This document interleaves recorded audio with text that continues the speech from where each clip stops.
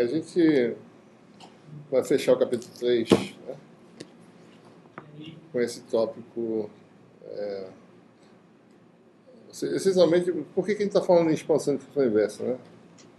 Porque a função inversa é um componente da função de Green. Certo? Então, expandir função inversa é, na realidade, determinar a expressão expandida, né, com expansão de funções de base da função de Green. A função de Green é utilizada para quê? Né? Para você resolver equação de Poisson. Certo?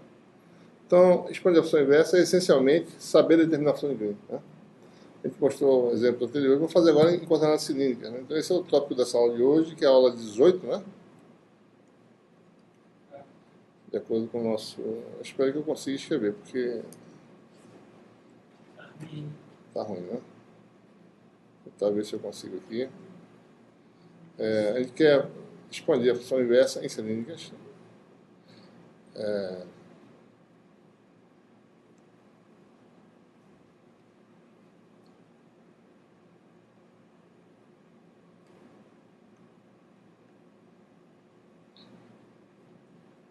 O sistema de coordenadas cilíndricas, né? Usando aquela técnica agora geral, né? Ou seja,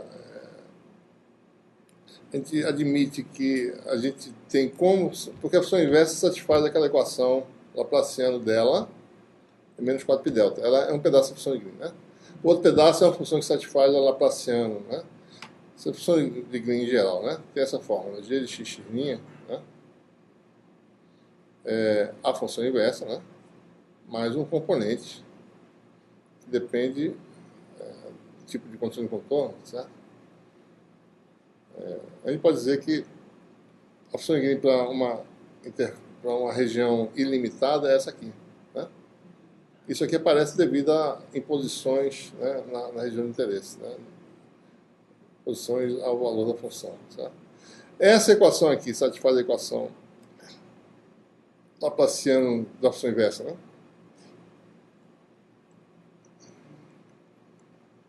Menos 4π.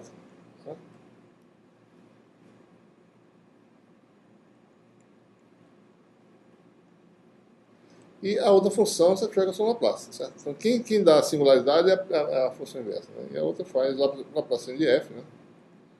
Igual a zero. Certo? Então, a gente vai agora construir a expansão da função inversa, né? Sabendo que ela satisfaz essa equação aqui. Né? Você vai fazer a mesma técnica da aula anterior, só que agora em coordenadas cilíndricas. Certo? Vocês estão lembrados do teorema da adição, né? que a gente derivou de uma certa forma, certo? Ou seja, a função inversa pode ser expandida, né? Uma soma em L e M, né? R menor elevado a R maior elevado a mais 1, tá certo? Tem um fator de escala, 2 sobre 2L mais 1, né? E daí tem YLM conjugado de teta linha fininha e YLM teta φ. Aquilo foi feito de uma forma com argumentos, né, geométricos, tá certo? Vocês estão lembrados disso. A gente poderia ter feito aquilo ali, certo? Usando essa técnica aqui agora, certo? E na verdade eu vou até propor como lista para vocês fazerem isso. Ou seja, demonstrar o teorema da adição usando a equação diferencial. Não sei se vocês estão percebendo a diferença, né? A gente fez geometricamente, a gente pegou x e x' e falou assim, ó, se for na mesma direção, né? Dá assim, depois faz isso aqui, etc, etc. Né? A gente fez desse jeito. Na última aula ele mostrou, bom, como é que a gente determina a expansão de uma função que satisfaz essa equação, Laplaciano igual a menos 4π, usando, né, equações diferenciais, certo? Então, o que eu quero propor é que vocês façam um exercício para mostrar aqui o teorema da adição, fazendo esse procedimento que a gente vai fazer aqui agora e o procedimento da última aula, certo? Isso é uma forma alternativa de provar o teorema da adição. Tá? Então, vai ser uma questão adicional da lista que eu vou mandar para vocês, certo? Que é interessante fazer, né? Tentar usar essa técnica, está mais ou menos feito já, certo? Isso está mais ou menos feito. Vamos tentar fazer usando essa mesma... Ou seja, ele quer fazer aqui o seguinte... vamos considerar que a nossa função de Green é a função inversa só, né? G, né? Função inversa, certo? Então, essencialmente é isso. Qual é a expansão dessa função, né? E a técnica é essa que eu vou mostrar aqui agora, certo? Em cilíndrica, ou seja, a equação é Laplaciano de G com relação a x sendo a variável de diferenciação, né? X' sendo a constante. Laplaciano de G igual a menos 4π, né? Delta de x menos x', né? Certo? E em cilíndrica, né, o nosso Laplaciano, certo? ele tem essa forma que a gente já sabe, né? Sobre R ddr de R ddr, certo? Mais 1 sobre R2, né? D2 df2 mais D2 dz2, né?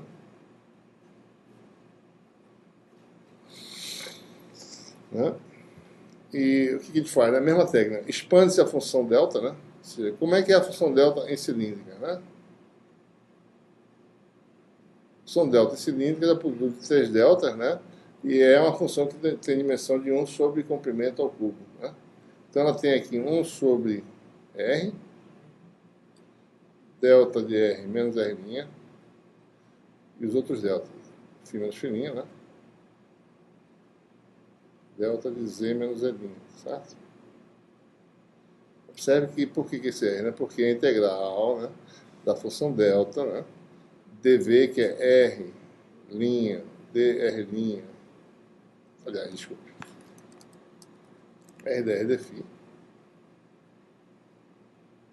né? O elemento de volume, esse R aqui vai cancelar com esse, né? E dz, né? Também tem um dz aqui, certo? Então você vai ter o produto de 3 deltas, vai dar a integral de delta de R menos R' dr, né? Integral de delta de φ menos φ' dφ. Cancelou o R lá, certo? E integral de delta de Z menos Z' dz.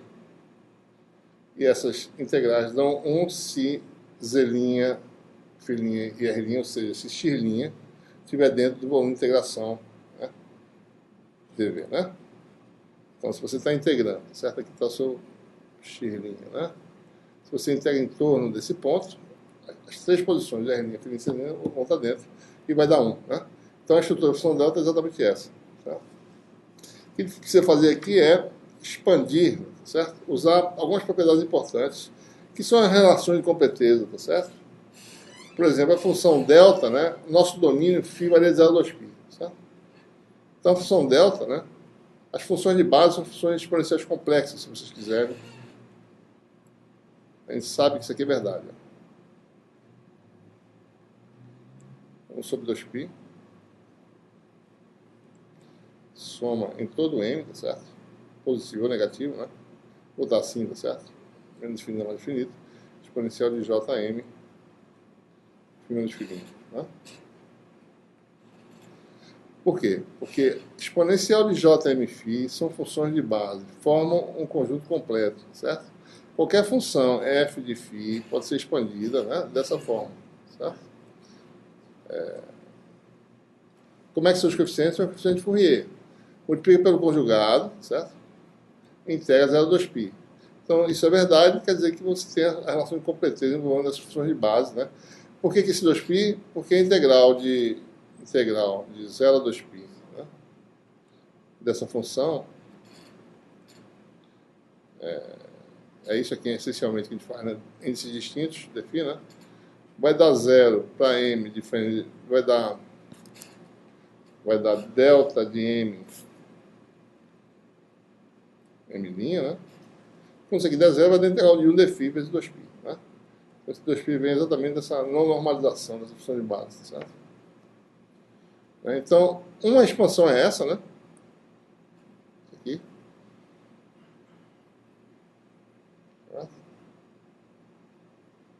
E a outra é a expansão semelhante, certo? Que a gente pode usar para a função delta de Z menos Z'. Só tem uma pequena diferença, né? Φ é um intervalo, ele está dentro do intervalo finito, 0 a 2π, né? A gente está expandindo a função inversa numa região ilimitada. Então, o Z vai de menos infinito a mais infinito. Então, a expansão da função delta, né, é em termos de uma integral de Fourier, né? Essa relação conhecida, certo? A transformada de Fourier da função delta quem é? Função exponencial, né? Essencialmente,